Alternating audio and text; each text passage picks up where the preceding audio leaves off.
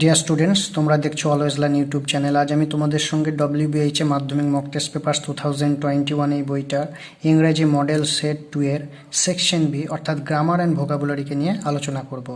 তাহলে চলো শুরু করা যাক। আমি আশা করি তোমরা দেখতে পাচ্ছ, দেখো section B grammar and vocabulary. এখানে যেসব প্রশ্নগুলো দেওয়া আছে সেগুলো আমরা আলোচনা করব। দেখো প্রথমে 4 প্রশ্নতে ঠিক কী ইনস্ট্রাকশন দেওয়া রয়েছে। Write the correct alternatives to fill in the blanks, অর্থাৎ এখানে কিছু বিকল্প দেওয়া রয়েছে, সেই বিকল্পগুলোর মধ্য থেকে সঠিক বিকল্পটিকে বেছে নিয়ে এই যে শূন্যস্থান, এই শূন্যস্থানে বসাতে হবে। তাহলে চলো শুরু করি। At least 22 passengers killed, was killed, were killed when a speeding express dash crashed was crashed into a waiting goods train from behind near Gorakhpur today. The Hisar Gorakhpur Express dash was ran at 80 km per hour when it rammed into the goods train. তাহলে at least 22 passengers killed. দেখো প্যাসেঞ্জাররা তো আর নিজে নিজে মারা যাবে না, মানে কোনো কারণে হয়তো মারা যাবে। তো কোনো কারণের জন্য যখন মারা যাবে তখন সেটা কিন্তু আমরা কি করব, ওয়ার কিল্ড করব। এই ওয়ার কিল্ড বা ওয়াজ কিল্ডও আমরা করতে পারতাম, কিন্তু ওয়াজ কিল্ড কেন করব না, যেহেতু এখানে 22 প্যাসেঞ্জার্স বলা আছে, অর্থাৎ একের বেশি বলা আছে। তাহলে একজনের ক্ষেত্রে আমরা কি বসাই, ওয়াজ, কিন্তু একের বেশি হলে আমরা কোন ভার্ব বসাই, ওয়ার বসাই। এটা কিন্তু পাস্ট টেন্সে রয়েছে, আশা করি বোঝাতে পারলাম। তারপর when a speeding express dash, এখানে কি হবে, ক্র্যাশড হবে, ওয়াজ ক্র্যাশড হবে না ক্র্যাশ হবে। যখন আমরা এটাকে পাস্টে করছি তখন সব ভার্বগুলোই মোটামুটি পাস্টের রূপই হবে। সেটা হতে পারে পাস্ট ইনডিফিনাইটের রূপ, হতে পারে পাস্ট কন্টিনিউয়াসের রূপ, সেটা পরের কথা, কিন্তু পাস্টেই রাখতে হবে, এটা হচ্ছে আসল কথা। তাহলে এখানে আমরা কোনটা করব, ক্র্যাশড। ওয়াজ ক্র্যাশড কিন্তু নয়, কারণ একটা স্পিডিং এক্সপ্রেস ও নিজে নিজেই কিন্তু গিয়ে ধাক্কাটা খাচ্ছে বা মারছে। তাহলে এখানে ক্র্যাশড করব। Into a waiting goods train from behind near Gorakhpur today. The Hisar Gorakhpur express dash was ran at 80 km per hour when it rammed into the goods train. এই এক্সপ্রেসের পরে যে শূন্যস্থান আছে এখানে আমরা কি বসাবো, ওয়াজ রানিং বসাবো না রানিং বসাবো না র্যান বসাবো। আমরা এখানে রানিং তো করবোই না, কারণ শুধু রানিং হবে না, কারণ যখন আইএনজি ফর্ম বসাবো তখন তার আগে একটা অক্সিলারি ভার্ব থাকতে হবে, হয় ওয়াজ থাকতে হবে, না হয় ইজ থাকতে হবে, না হয় আর যে কোনো একটা অক্সিলারি ভার্ব থাকতে হবে। যেহেতু এখানে কোনো অক্সিলারি ভার্ব নেই সুতরাং এটা তো হবেই না, এবং র্যানটাও হবে না, কারণ এখানে কি বলছে, দ্য হিসার গোরখপুর এক্সপ্রেস ছুট ছিল, তার মানে ছুট ছিল মানে কি, ছুটিতে ছিল, তার মানে কি হয়ে যাবে, ওয়াজ রানিং হয়ে যাবে। আর র্যান মানে ছুট ছিল, ওটাও এক ধরনের ছুট ছিল, কিন্তু যে কোনো সময় ছুটছিল এটা বলা চলে। আর সেই মুহূর্তে যখন ছুটছিল তখন আমরা ওয়াজ রানিং করব, বা সেই মুহূর্তে ছুটিতেছে ইজ রানিং করব। আশা করি বুঝতে পারছি। তোমাদের যাদের টেন্সটা খুব ভালোভাবে পড়া আছে তোমরা খুব সহজেই জায়গাটা বুঝে নিতে পারবে।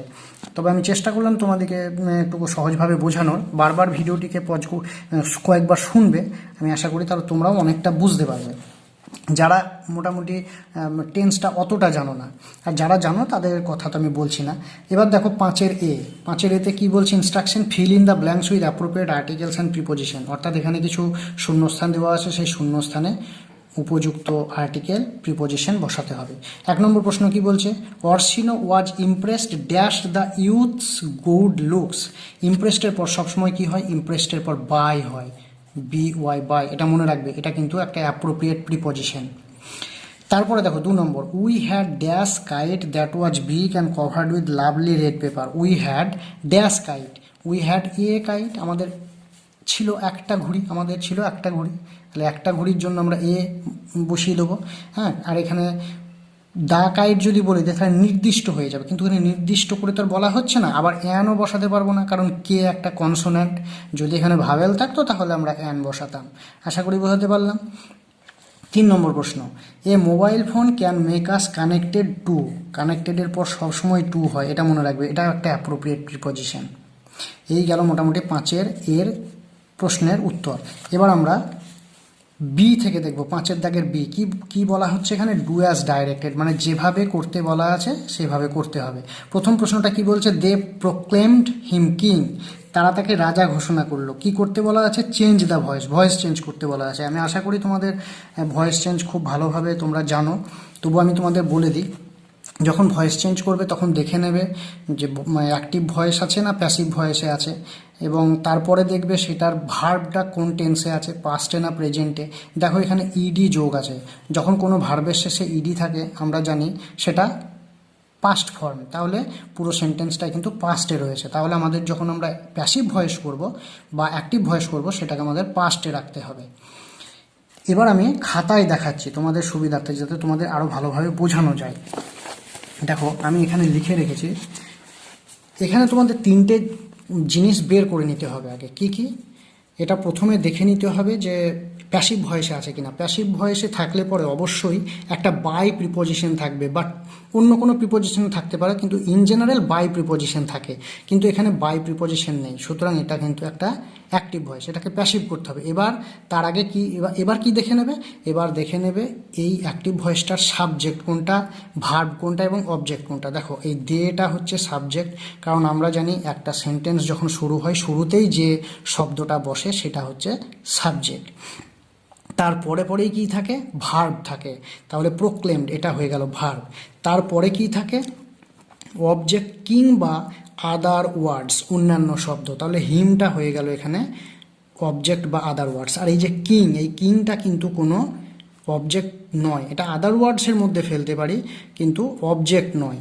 তাহলে এটা কি, এটা একটা কমপ্লিমেন্ট, পরিপূরক আর কি, কমপ্লিমেন্ট হিসাবে, মানে কোনো একটা সেন্টেন্সকে সম্পূর্ণ করার জন্য কিন্তু এটা ব্যবহার হচ্ছে। আমরা যদি এরকম লিখতাম, দে প্রোক্লেমড হিম, তারা ঘোষণা করলো তাকে, তাকে কি ঘোষণা করলো, কিছুটা একটা ঘোষণা করলো, মানুষ না জানোয়ার না ছাগল না গরু, সেটা তো বলতে হবে। যেমন এখানে বলা আছে কিং, রাজা ঘোষণা করলো, তাহলে এটা কিন্তু একটা পরিপূরক হয়ে গেল, মানে এই সেন্টেন্সটাকে সম্পূর্ণ করার জন্য এই শব্দের ব্যবহারটা করা হয়েছে।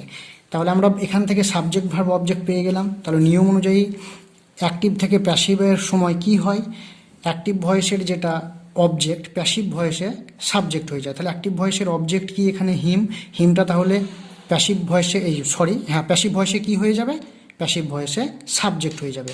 তাহলে হিমটাকে যখন আমরা প্যাসিভ ভয়েসে সাবজেক্ট করব তখন তার রূপেরও পরিবর্তন হবে, তখন হিম আর হিম থাকবে না, হি হয়ে যাবে। আশা করি বোঝাতে পারছি।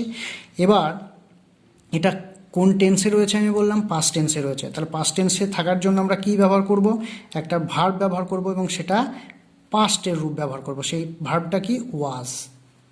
আশা করি বোঝাতে পারছি। তাহলে হি ওয়াজ, এবার যেটা ভার্ব থাকবে তার V3 ফর্ম বা পাস্ট পার্টিসিপেল ফর্ম ব্যবহার করব। প্রোক্লেমড, এই ভার্বটার পাস্ট পার্টিসিপেল ফর্মও হচ্ছে প্রোক্লেমড, মানে প্রোক্লেমড, তাহলে V3 ফর্মটাও প্রোক্লেমড। সুতরাং আমরা যেটা আছে সেটাই বসিয়ে দেবো, PROCLAIMED, প্রোক্লেমড। তাহলে হি ওয়াজ প্রোক্লেমড কি, তাকে কি করা হলো, কিং ঘোষণা করা হলো। তাহলে এখানে লিখে দেবো হি ওয়াজ প্রোক্লেমড কিং, তাকে রাজা ঘোষণা করা হলো। আর বাই দেম এই অংশটুকু এক্ষেত্রে আমরা দিতেও পারি নাও পারি। যদি আমরা দিই তাহলে আমরা এটা ব্র্যাকেটের মধ্যে দেবো। তাকে রাজা ঘোষণা করা হলো, এটাই বড় কথা, কে ঘোষণা করলো এটা বড় কথা নয়। এক্ষেত্রে এই বাই প্রিপোজিশনটা দেওয়ার পর, মানে অ্যাক্টিভ ভয়েসের সাবজেক্ট থাকে আর অবজেক্ট হিসাবে এই অংশটুকু না লিখলেও কোনো অসুবিধা নেই। আর আমরা যদি লিখতেই চাই একান্তই তাহলে সেক্ষেত্রে আমরা ব্র্যাকেটের মধ্যে লিখে দেবো। আশা করি বোঝাতে পারলাম। এরপরে যেটা দেওয়া রয়েছে দেখো, only the brave deserves the praise, make it negative. Only the brave deserves the praise, শুধুমাত্র সাহসী যারা তারাই প্রশংসার প্রাপক বা প্রশংসা পেয়ে থাকে, এটাকে নেগেটিভ করতে হবে।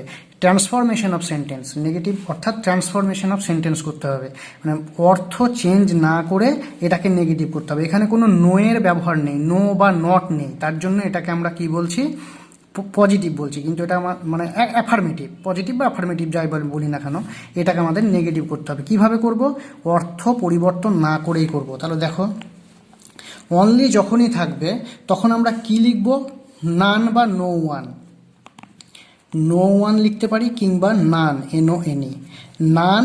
তারপরে কি লিখব, but, none but the brave, none but the brave deserves the praise,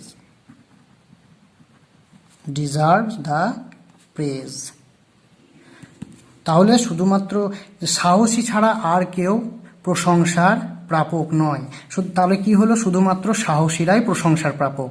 তাহলে সাহসী ছাড়া প্রশংসার প্রাপক কেউ নয়, এটাকে আমরা নেগেটিভে রাখলাম, কিন্তু সেই ঘুরিয়ে শুধুমাত্র সাহসীদের কথাই বলা হলো, অর্থেরও চেঞ্জ হলো না, অথচ এটা একটা নেগেটিভও হয়ে গেল। আশা করি বুঝতে পারছি। এর পরের যে প্রশ্নটা রয়েছে দেখো, পরের প্রশ্নটা হচ্ছে স্বামী gave a quick reply, use the adverb form of quick.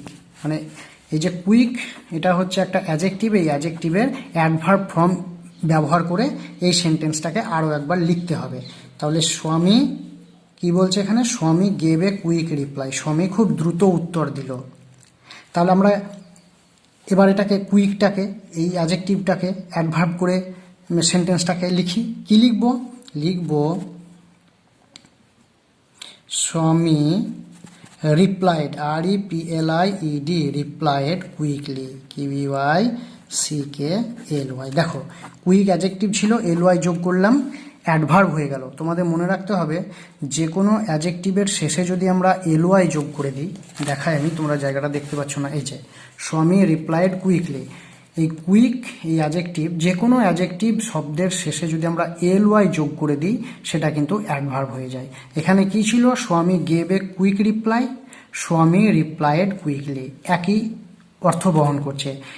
প্রথম সেন্টেন্সের অর্থও যা, দ্বিতীয় সেন্টেন্সের অর্থও তাই, শুধুমাত্র এখানে কুইক রিপ্লাই ছিল, অ্যাজেক্টিভ হিসাবে কুইকটা ব্যবহার হয়েছিল, আর এখানে কুইকলি যেহেতু করলাম অ্যাডভার্ব হয়ে ব্যবহার হলো। এই গেল মোটামুটি গ্রামারের এই অংশগুলো, মানে বি এর দাগের যে প্রশ্নগুলো ছিল তার উত্তর। এবার আমরা সি এর দাগের উত্তরগুলো একটু দেখে নেব। সি এর দাগের উত্তর, এই যে সি। এবার আমরা প্রশ্নটা একটু দেখে নিই, প্রশ্নতে কি বলা আছে দেখো। সি থেকে বলা আছে যে choose the correct phrasal verbs from the list given below to replace the words underline. মানে এখানে কিছু ফ্রেজাল ভার্ব দেওয়া আছে, ফ্রেজাল ভার্বের লিস্ট দেওয়া রয়েছে, সেই ফ্রেজাল ভার্বের লিস্ট থেকে সঠিক ফ্রেজাল ভার্বগুলো বের করে নিয়ে এই যে নিচে যে শব্দগুলোতে দাগ দেওয়া আছে সেই শব্দগুলোকে রিপ্লেস করতে হবে। এই বক্সের মধ্যে দেওয়া সঠিক ফ্রেজাল ভার্বটাকে নিয়ে এই যে দাগ দেওয়া শব্দগুলো রয়েছে এগুলোকে রিপ্লেস করতে হবে, মানে এগুলোকে পরিবর্তন করতে হবে, এবং অর্থটাও একই থাকবে। তাহলে প্রথমটা কি হবে দেখো, প্রথমটা কি বলছে, over exercise causes harm to health, মানে বেশি খাটাখাটনি কিন্তু শরীরের পক্ষে ক্ষতিকারক। তাহলে কজেস বলেছে, ক্ষতির সৃষ্টি করে, তাহলে ক্ষতির কারণ হয়, তাহলে এটা কি হয়ে যাবে আমাদের, টেল আপন হবে। এই টেল আপন মানে হচ্ছে ওই কজ। তাহলে এখানে কজেস আছে, তাহলে আমরা এখানে টেল স্থাপন করে দেবো, কারণ এখানে ইএস আছে। তাহলে যেহেতু ওভার এক্সারসাইজ হচ্ছে একটা থার্ড পারসন সিঙ্গুলার নাম্বার, সেই জন্য এখানে ভার্বের শেষে S/S যোগ হয়েছে, সেরকম আমরাও এখানে টেল আপন, এই টেলের পরে একটা S যোগ করে দেবো, টেলস আপন। সেই জন্য আমি এখানে দেখো, এখানে আমি উত্তরেও কিন্তু সেটাই করেছি, টেলস আপন। বোঝাতে পারলাম? এরপরে দ্বিতীয় প্রশ্নটা কি বলছে দেখো, he started for Kolkata at dawn, সে কলকাতা যাওয়ার জন্য ভোরবেলায়, মানে কলকাতার যাত্রা ভোরবেলায় শুরু করেছিল, মানে কলকাতা যাওয়ার জন্য সে ভোরবেলায় বেরিয়েছিল, এইরকম আর কি।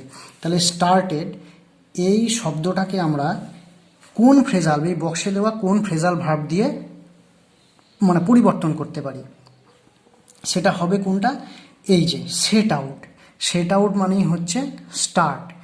Set out, actually set out, এখানে সেট আউটই থাকবে, মানে he set out for Kolkata at dawn, এখানে সেটেড আউট নয় কিন্তু, কারণ এই সেট ভার্বটার তিনটে ফর্মই এক, মানে বেস ফর্মও যা, মেন ভার্বর যে যা রূপ, পাস্ট পার্টিসিপেল ফর্মেরও তাই রূপ, বা পাস্ট ফর্মেরও তাই রূপ, সেট সেট সেট। সেই জন্য he started for Kolkata at dawn, এটা কিন্তু হয়ে যাবে he set out for Kolkata at dawn. Started যদি আমরা লক্ষ্য করি দেখো ইডি যোগ আছে শেষে, সুতরাং এটা পাস্টে আছে, তাহলে এই সেট আউট ফ্রেজাল ভার্বটাকেও পাস্ট করতে হবে, সেই জন্য আমি এটাকে সেট আউট বললাম, কারণ সেট ভার্বের তিনটে রূপই একই। যদি এটা আলাদা কিছু হতো তাহলে অবশ্যই আমাদেরকে এই সেটটাকে চেঞ্জ করতে হতো, মানে যদি এর আলাদা রূপ থাকতো পাস্ট ফর্মে, তাহলে আমাদের আলাদা রূপটা বসাতে হতো। যেহেতু রূপ তিনটেই একই, সুতরাং আমাদের পাল্টানোর দরকার নেই। এবার দেখো 3 নম্বর প্রশ্নটা, লিভ ইওর ব্যাড হ্যাবিটস মানে ত্যাগ করো বা ছাড়ো। তাহলে এটা কি? Give up.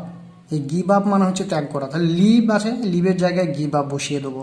কারণ এখানে দেখো কোনো ইডিও যোগ নেই, কোনো এসও যোগ নেই, সুতরাং আমরাও এই গিভ আপের ক্ষেত্রে কোনো এস বা ইডি যোগ করব না। এখানে যা আছে সেটাই বসিয়ে দেবো। তাহলে শুধুমাত্র লিভের জায়গায় গিভ আপ বসিয়ে দিয়ে বাকিটা লিখে দেবো। আমরা তো এখানে লিখবো না, আমাদের প্রশ্নপত্রতে যে বক্স দেওয়া থাকবে প্রশ্নগুলোর ডান দিকে, সেই বক্সে সঠিক ফ্রেজাল ভার্বটা মানে ফ্রেজাল ভার্বের সঠিক রূপটা বসিয়ে দেবো। এইভাবে কিন্তু আমাদের করতে হবে। তো এই গেল মোটামুটি section B grammar and vocabulary থেকে মোটামুটি একটা আলোচনার চেষ্টা করলাম তোমাদের কাছে উপস্থাপন করা। আশা করি তোমাদের ভালো লাগবে বা তোমরা বুঝতে পারবে। আর যদি এখান থেকে কোনো প্রশ্ন থাকে অবশ্যই আমাকে করবে, আমি চেষ্টা করবো অবশ্যই সেগুলোর উত্তর দেওয়ার। খুব ভালো থাকো, সুস্থ থাকো, আবার আমাদের পরবর্তী কোনো একটা ভিডিওতে দেখা হবে।